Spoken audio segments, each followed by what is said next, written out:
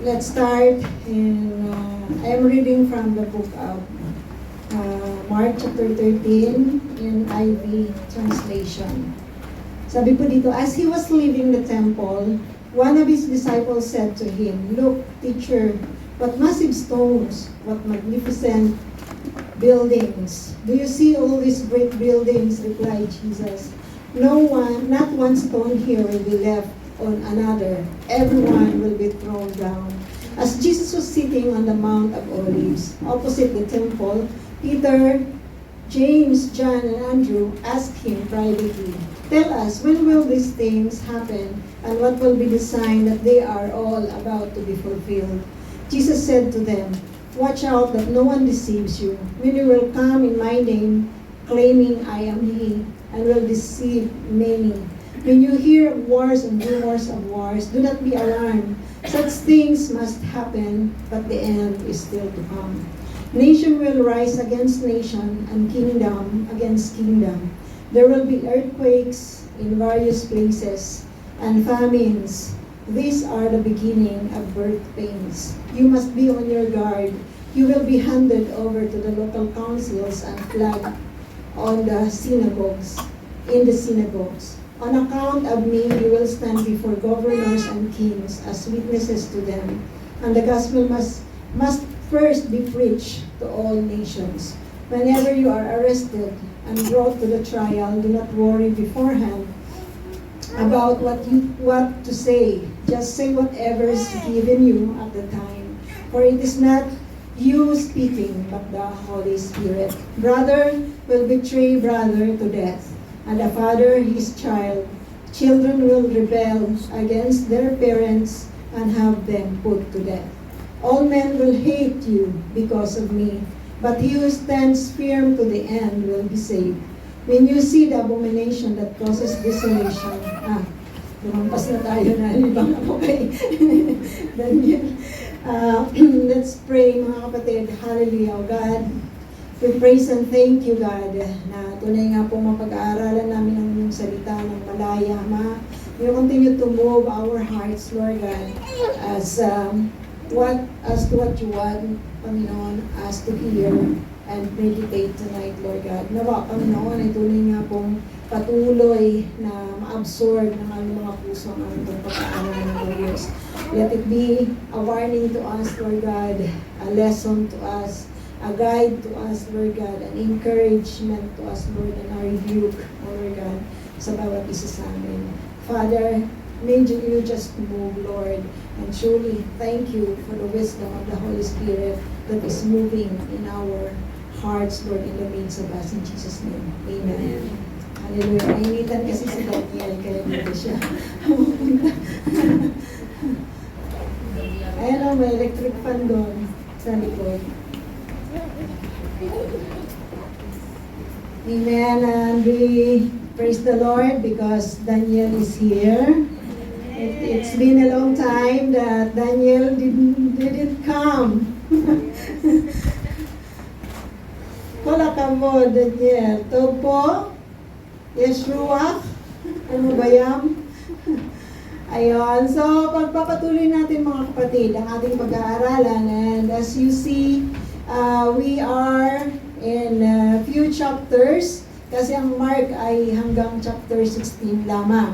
So, nandito na po tayo sa chapter 13. We are in the beginning of chapter 13 at ang chapter 13 po ay tungkol po sa end of the age. So, yung ating pong tatalakayin ngayong gabi ay end times signs. So we will not tackle everything dahil sa mga susunod na linggo, ito po ay ating mapag-aaralan. At titingnan lamang po natin yung nakalagay po sa 13 verses na pag-aaralan po natin sa gabing ito, no? And yun nga, yung title po natin, End Time Sign. At sa ating pong pagbabasa, it is clear to us, mga kapatid, na si Jesus, no, this is the last time before Jesus will be taken, no, dun sa judgment, dun sa crucifixion. This is the last time na pupunta po siya, na pumunta siya sa templo. No? Ito na po yung kanyang pag-alis, at hindi na po siya babalik doon until sa kanya pong pagkabuhay na magmuli. No? So, hindi na po siya babalik. So, nakakaano lang kasi ang opening ng chapter 13 is like this. As he was leaving the temple. So, as we study, as we go on studying chapter 13, makikita po natin mga kapatid na dito sa mga last verses na ating pag-aaralan, ay makikita natin na malulungkot si Jesus because the people of Israel did not accept Him. No? Hindi siya tinanggap bilang tagapagligtas. At nakakalungkot dahil God has given many chances sa mga Hudyo up to the time that the Lord Jesus came. The Lord has already spoken to many prophets. Nakipag-uusap na po siya sa mga Israelita through many prophets. Hindi po nila pinakinggan ang Diyos. At hanggang sa mga panahon na to, mga kapatid, I don't know if there is any one of you here who has an employer na talagang naniniwala kay Jesus as Savior of Israel. Mayroon po ba sa atin? Sino po yung mapalad dito na magkaroon ng ganong employer? Di ba, no? But there are, mayroon pong mga kung babasahin po natin, for example, ang paniniwala ng Muslim, and ibang religion na naniniwala kay Jesus, ay naniniwala sila na si Jesus ay, naniniwala sila sa sabihin nila, we believe in Isa, no? Sa Hebrew, ay sa mga ano bang tawag nila kay Jesus ay Isa. Isa. So, hindi siya pang babae, kundi pang lalaki siya sa mga Arab. No? Isa po yung tawag sa kanya. And they believe that the Lord Jesus is a prophet. Is a prophet. I-present din po siya ni Moses as prophet.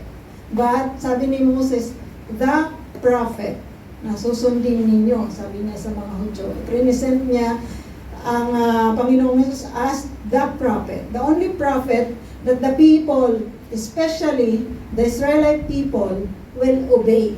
No? So, he is a prophet, as according to the Muslims, he is a prophet. Naniniwala sila kay Jesus as a prophet. Pero marami pa po kasi silang pinaniniwalaan. Naniniwala sila dun sa 12 imam, no? At yun yung una-munang pupunta dito. At susunod po si Jesus. Pagdating po ni Jesus, pupunta siya dito para i-preach na dapat talikuran nila yung ibang Diyos, kundi si Allah lang ang sambahin nila. At kung sino man ang hindi maniniwala, for example, tayong mga Christian, hindi tayo naniniwala kay Allah, yung mga hindi naniniwala kay Allah ay considered as pigs and dogs. At sila po ay mga marurumi sa kanila, kaya pinapatay nila. No? Madali pumatay sa kanila kasi imagine mo ba naman kung iisipin ka na ikaw ay baboy lamang. Diba? Madali ka lang patayin. So nakikita po natin yan mga kapatid sa kapanahunan natin ngayon. Dito sa mga kapitbahay natin, for example, sa Syria, sa another part of Syria, no? Sa Lebanon, nakita natin yung talagang mass killing na ginagawa po nila.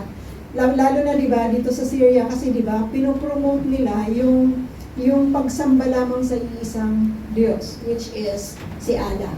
And sabi nila, may mga Pilipino din na nagsasabi that when you, parang sa tayo sinasabi natin, ang Panginoong Jesus, ang Panginoon, ang Diyos. Di ba mayroon tayong term, God is Diyos sa Tagalog. But when we say Allah, it's not the Allah, it's not the Panginoon that we are telling. No? Ang Panginoon is Lord and Master. Siya po yung the Lord. Pero pag sinabi po natin mga kapatid na Allah, it pertains to their God. It's not anyone else but Allah. Na sinasabi nilang Allahu Akbar. No? Si Allah is great. Minsan may mga Kristiyano na gano'n, ang tawag nila, di ba, Inshallah. Minsan ginagawa nila yon, pinopronounce nila, pero dapat hindi natin yung sinasabi. Bakit? Sinasabi natin with the help of Allah. We are not worshiping Allah at sasabihin natin Inshallah. O, parang, sino ba talaga ang tutulong sa iyo? Ang Diyos ba talaga o si Allah? No? So dapat patuloy nating isipin yon, na hindi yung translation ng Diyos, yung Allah, kundi pangalan ng Diyos nila. It is a proper name. It's a proper name. Ibig sabihin, address yun sa Kanya bilang Diyos ng mga Muslim. No? And we cannot say Inshallah. No? So, just be concerned about that kasi baka sinasamba na natin yung ibang Diyos dahil iniisip natin na pangalan lang yun, translation lang yun ng Diyos. So, nakita natin mga kapatid na marami po yung darating na mga magsasabi that they are Jesus, no? And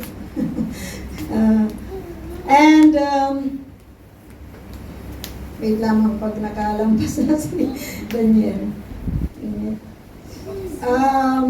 Yun. So, let's go on. Bumalik po muli tayo mga kapatid dito po sa ating pong pinag-aaralan. Ang sabi nga dito, no, as he was leaving the temple, one of his disciples said to him, "Look, teacher, what massive stones, what magnificent buildings. Do you see all these great buildings?" Replied Jesus, "Not one stone here will be left on another. Everyone will be thrown down." As Jesus was sitting on the iron. So mga kapatid, ang sinasabi po dito ng Panginoong Jesus, as we study about the signs, no, the signs of the end times, ay makikita natin it started from the time the Lord Jesus went up to heaven. No, nangyari na yung mga bagay na yun. Ilang taon na po ba ang nakararaan? 2,000 years ago, more than 2,000 years ago, when the Lord Jesus went up to heaven, no, nung bumalik siya, nung namatay siya sa krus, at nabuhay na magmuli, at nag-resurrect, no, at pumunta nag-ascend sa heaven, ang Panginoong Jesus. It was 2,000 years ago, at sa mga taon na yon, mga kapatid, nag-umpisa na yung sinasabi natin, signs of the end times. It's not yet the end times, but we will see the sign of the end times. Meron pong mga sign. Sino po dito mahilig na bigyan niyo po ako, Lord, ng sign? No? Huwag po tayong ganun mga kapatid kasi mapaglaro po si Satan. Bigyan ka ni Satan ng maraming sign hanggang sa malito ka. So, kasama yan sa ating pag-aaralan, no? Sa gabing ito. At sabi dito, may babasahin po muna ako before we go on with our study. Sabi dito, ang templo, yung second temple, kasi di ba yung unang templo ay ginawa ni King Solomon. It was a magnificent building.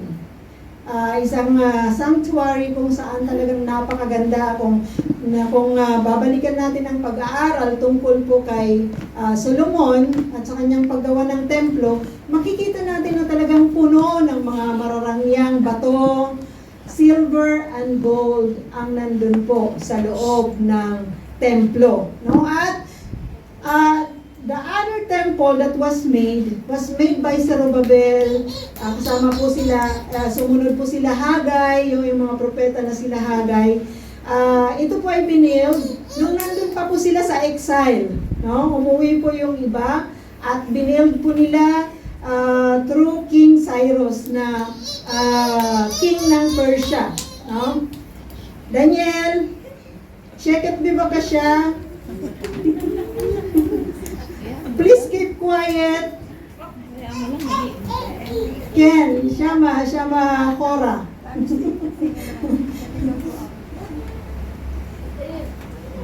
Baka ma-disgrasya na sa likod. Ayun, so kailangan po natin dito ng playground. Si Daniel ang playground yan, buong yung buong promenade ng Hapa Carmel. Kaya hindi siya kontento dito. Yan, so, pero nakakatawa nakakatuwa na minsan meron pong bata dito na makulit. Kaya ano lang kasi. Yan. So, balik po tayo mga kapatid. So, yun po ay massive building. Binuild po yun nila si Robabel sa panahon po ni King Cyrus, ni Darius. No, pinapunta po sila, pinauwi po sila. At kung maalala nyo po yung kwento, sino po nakapag-aral dito ng libro ni Nehemiah. So, si Nehemiah po pumunta dito nung na-build na po nila si Robabel, yung templo, hindi po marami ang templo, basta na-build lamang po nila para magkaroon po ng pag-worshipan sila. No? So, pumunta po si Nehemiah to build naman yung, ano pong binuild ni Nehemiah? Yung wall ng Jerusalem. Kasi without the wall, napaka-delikado pa rin ng kanilang pagsamba, no? Kasi yung mga kalaban nila ay makakalabas-masok. So, ganun po yung ginawa nila. And then, dumating ang panahon, sa panahon ng mga Hudyo, sa panahon ng Roman Empire, no, ay gustong i-build ni King Herod yung templo. Binild ni King Herod yung templo ng yung temple. Ito po yung kino-considered as second temple. Binild po ni King Herod ang second temple. Bakit niya binild? Binild niya ito for him to have yung pong pagmamahal ng mga Hudyo. Politically, binild niya ang second temple sa ambisyon na yon, para makuha niya yung sympathy, yung dedication ng mga Hudyo. No, kasi they wanted the temple to be built. At kung sino pong nakapunta dito ng Masada, sino pong nakakita ng aqueduct? Okay, nakita na yata ni Pao yun sa Caesarea. Sino nakakita nun sa yung aqueduct ng Caesarea? Sino yung nakapunta sa Herodium? Parang si Ethel wala pang napuntahan. So yung Herodium, Masada. So yung Masada no, nakita po natin mga kapatid, it is on the plateau sa bundok malapit sa Dead Sea.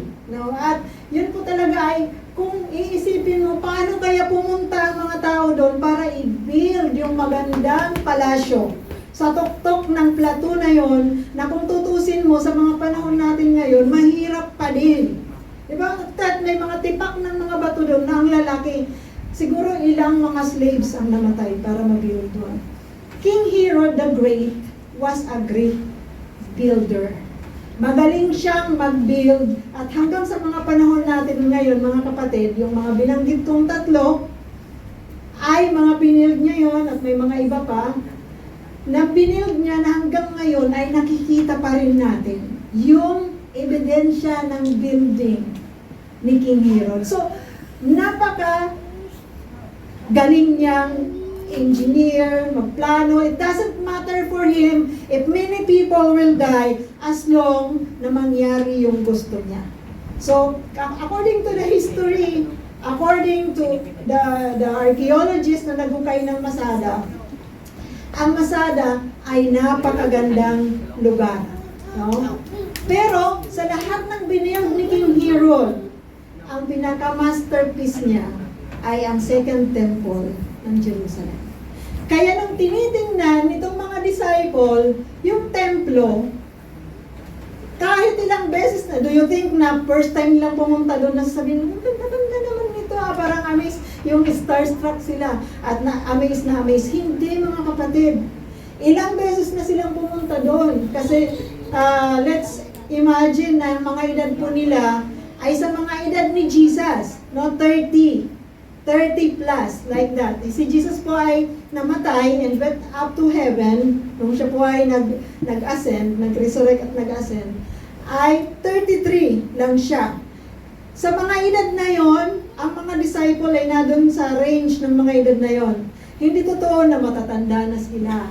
No? Sila po ay mga bata, hindi po sila mga matatanda. Actually, mas bata pa kay Jesus si John the Beloved.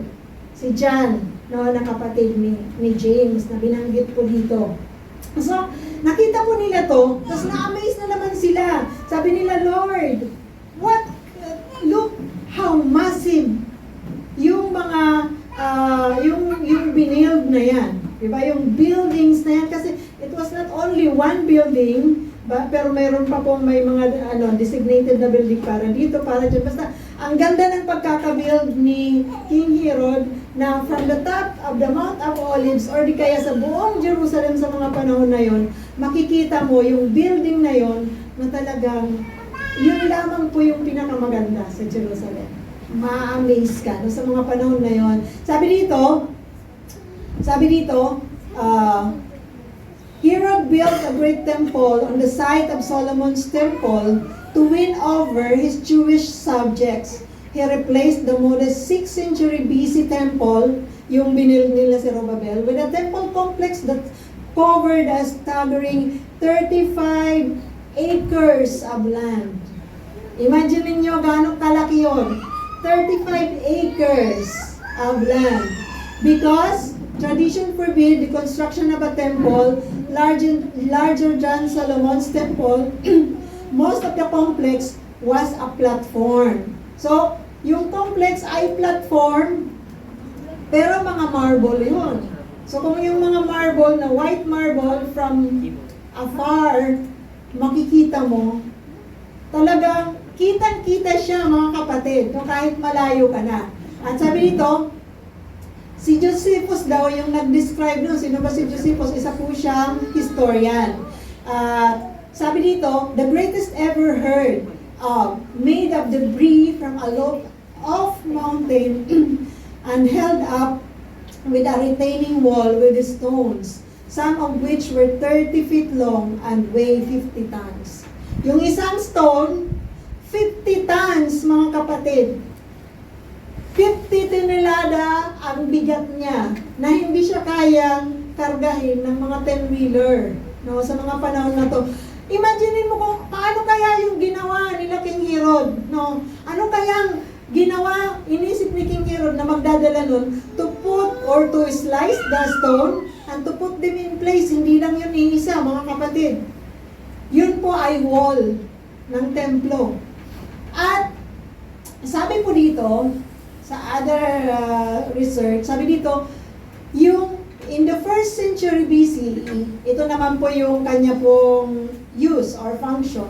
Herod's effort to transform the Second Temple resulted in a grand and imposing structure and courtyard, including the large edifice and facades shown in modern models such as the Holy Land model of Jerusalem and the Israel Museum.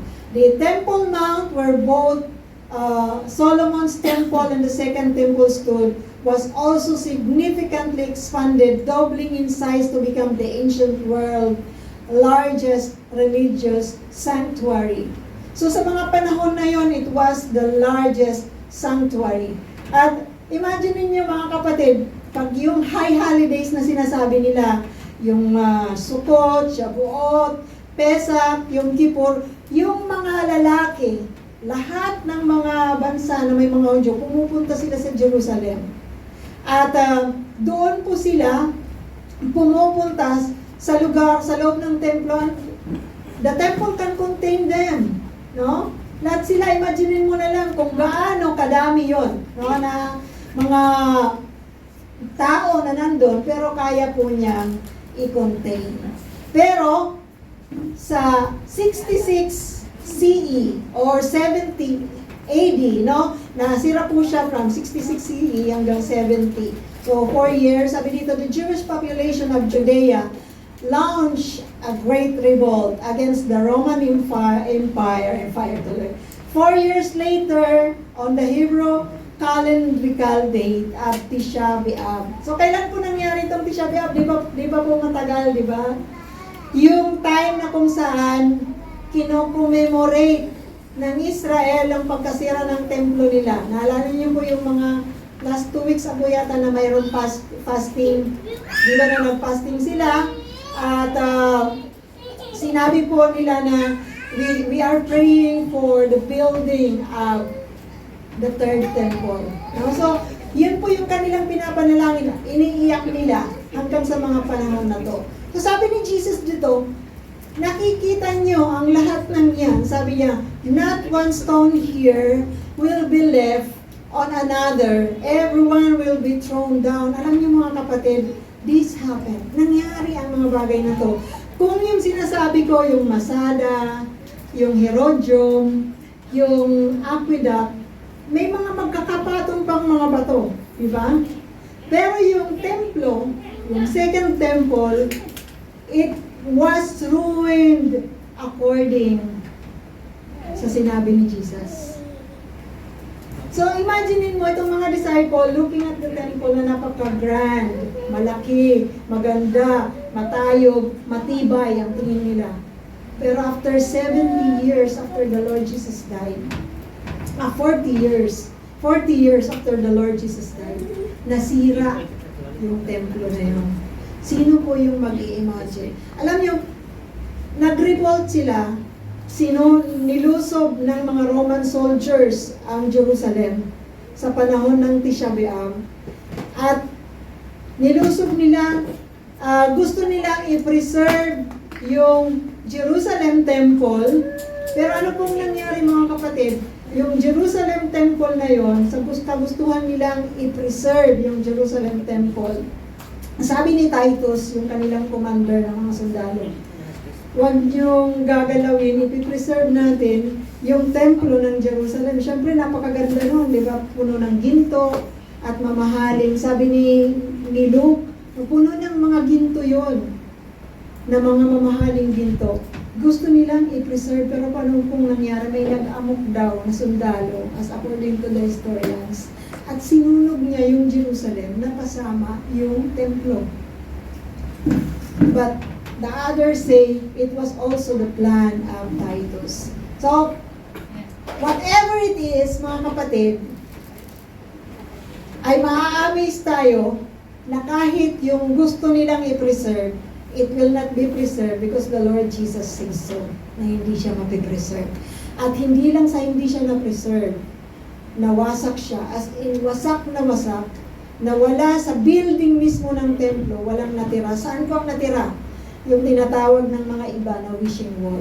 So sa buong compound ng templo, yung wailing wall lang na yun, yung western wall, ay may natirang konti na pinupuntahan ng mga Hudyo at pumupunta sila doon, hindi upang bigay ng mga wish nila. Kaya yung tinatawag ng mga iba, wishing wall, kasi nagbibigay sila ng mga papel, nilalagay nila doon at nagwi-wish sila. Alam niyo kung bakit pumupunta ang mga Hudyo doon? Umiiyak sila para ma-build again ang kanilang templo. Hindi upang mag-wish, mga kapatid, and it's not called wishing wall. It is called wailing wall because they are crying for the third temple. Okay po? Wala po sa atin dito magsasabing wishing wall. Okay? Wishing well, mayroon, ewan ko kung saan mayroon dito. But wishing wall, wala yan dito sa Israel. Kung gusto nyo, gawa po tayo ng wishing wall. I wish to wish the wish you wish. Sabi ni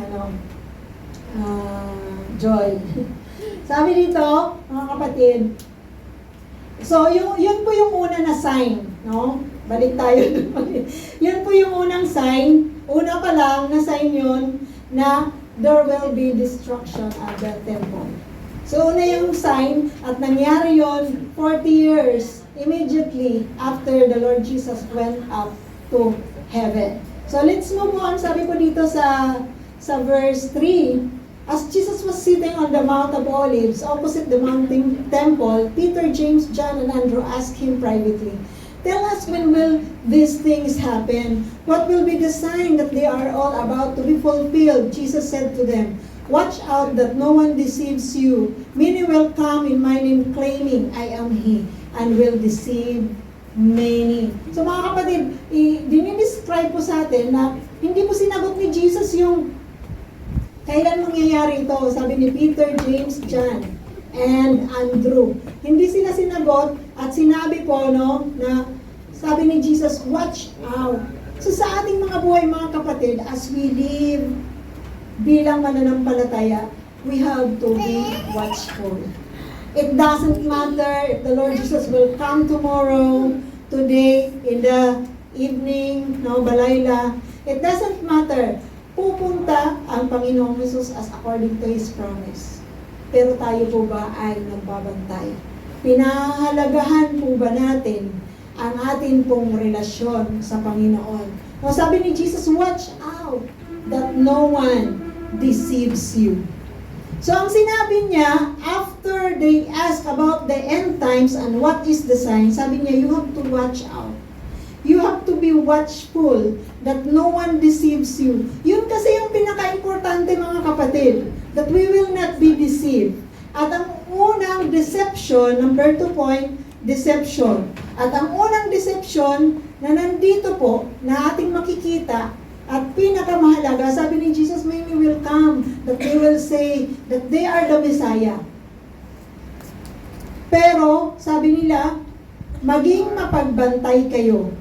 Watch out. Sabi niya, kasi marami yung madideceive. Marami yung madideceive. At alam niyo mga kapatid, alam niyo, napakamakapangyarihan po ng deception. Deception will not come na yung makikita mo talaga na yung result ng, alam niyo yun, yung itsura ng opposite ng original. Nakikita po ninyo, yung sinasabing class A ng China, almost the same as the original. Amen? No? So, ganun klase ang deception. You will see the perfect, parang almost perfect, pero makikita mo na hindi yung pala yung perfect. Makikita natin, he is a Jew. For example, may dadating na magsasabing siya yung tagapagligtas. Hudyo din siya, kagaya ng sinasabi ng Bible. Galing din siya sa tribe ni Judah. Correct. Pero mga kapatid, if they will promote themselves, at hindi nila sasabihin na, my Father has sent me, hindi na po sila yung Messiah. No? With the Lord Jesus, sabi niya, the Messiah, the fake Messiah, will come and will deceive many. Madami siyang madadaya. Many. Sino ba yung mga madideceive niya? Sino ba yung madadaya ng fake Messiah? Yung mga fake na Christian din. They will believe him kasi yung fake na Messiah, according to what we've studied sa Revelation, mangangako siya ng prosperity. No? So, fake Christians are embracing always prosperity. Kahit yung sinasabi ng Bible that you will prosper, alam niyo mga kapatid, yung sinasabing prosperity doon sa verse na yon sa Bible, it's not prosperity about having many money in the bank. The prosperity that is said to Joshua is the prosperity that he will really be able to do the work of the Lord na inatang sa kanya. So, ayun po yung sinasabi doon. You will prosper if you will continue to read and study the Word of God. Sabi niya. So, pangatlong point, mga kapatid, sabi dito sa verse 7, when you hear of wars and rumors of wars, do not be alarmed. Such things must happen, but the end is still come. Nation will rise against nation, and kingdom against kingdom. There will be earthquake in various places, and famines. These are the beginning of birth pains. So, birth pains. Pag ikaw po ay buntis, hindi po ako nanganak, no? Pero sa mga nagbuntis at manganganak, ang sign pag manganganak ka na, hindi yun kagad-agad na manganganak ka. Di ba? Sabi mo, araw ko na. Dadalhin ka na sa ospital. Pero bago ka dalhin sa ospital, ano pong nangyayari? Lalo na sa Pilipinas, kailangan makaramdam ka muna na humihilab na yung tiyan mo. Pag humilab na ang tiyan mo, ano pong mangyayari? Hihilab lang ba yun? Hihilab ng hihilab?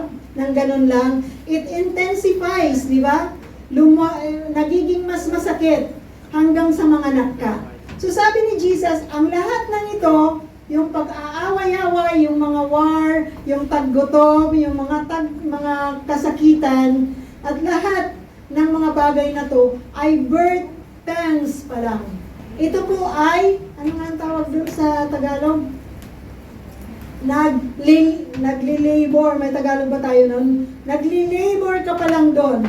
Labor pains pa lang. At habang nagtatagal, titindi nang titindi yung sakit na mararamdaman, ibig sabihin malapit na yung panganganak ng isang babae. Pag tumindi yung sinasabi ni Jesus na mga nangyayari dito mga kapatid, ibig sabihin malapit nang dumating si Jesus. No? So, hindi po natin masyadong may paliwanag because we don't have time, but we hope that in some other time ay ano po natin ito, ma-discuss, no? So, mga kapatid, bantayan po natin, kailan po nagkaroon ng giyera, nagkaroon po ng World War I, World War II, tapos lagi pong nagkakaroon ng giyera sa mga panahon natin ngayon. Tapos most of the time na nagkakaroon ng giyera, tapos biglang nagkakaroon ng maraming coalition ng mga bansa, nagkakampi-kampihan ng mga bansa, ano sinasabi ng iba?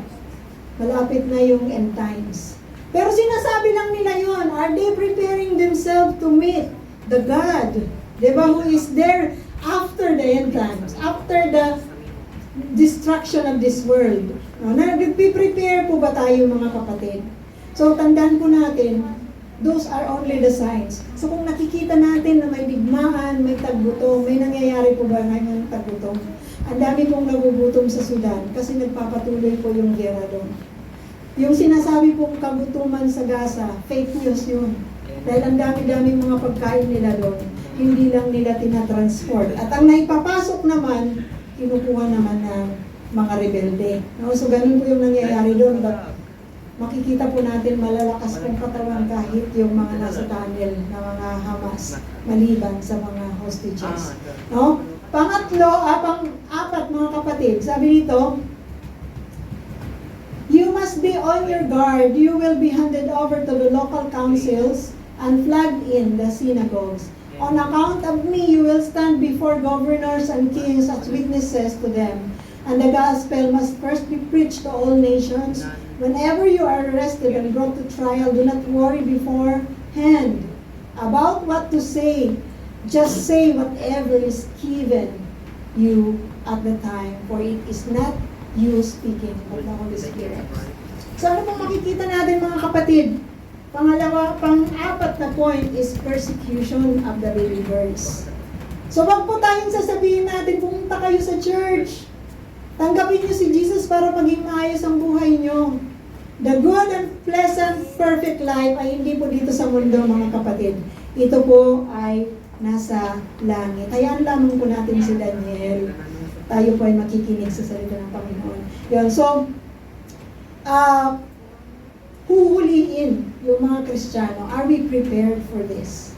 So, isa po dito, kung hindi ka madideceive, mga kapatid, hindi ka madadaya ng false Messiah, no? Ikaw po ay dadaan sa persecution, makakaligtas ka ba doon? Nasasabihin sa'yo, Christian ka ba? Yung kagaya ng nangyayari sa Syria na pinapatay yung mga Christian, kaya ba natin harapin yun na maninindigan tayo for the sake of our life, or magiging Muslim na lang tayo for the sake of our life na maiksi lang sa mundo nito. So I hope that we will not give up our faith with the Lord Jesus. Number 5, mga kapatid, sabi dito, 12 and 13, brother will betray brother to death, and a father his children. Children will rebel against their parents and have them put to death. All men will hate you because of me, but he who stands firm to the end will be saved. So, nakikita po natin mga kapatid dito, hatred and betrayal. At hindi lamang hatred na galing sa ibang tao. Ano po rin dito? For example, si Daniel, pinalaki siya ng mami niya hanggang sa magiging kaya na niyang gawin na magdesisyon para sa sarili niya. But, darating ang panahon, kung hindi silang dalawa magiging Kristiyano, the person who is not a Christian will betray the Christian one. Kahit pa yan mag-ina, mag-ama, mag-asawa, magkapatid, sasabihin nila, hindi ko yung kapatid ko, hulihin niyo na siya. For the sake of their life. Pero ano yung sinasabi? 13, sinasabi po sa verse 13, that whoever, sabi dito, but he who stands firm to the end will be saved. So mananatili po tayo, mga kapatid. up to the end. And we will be saved.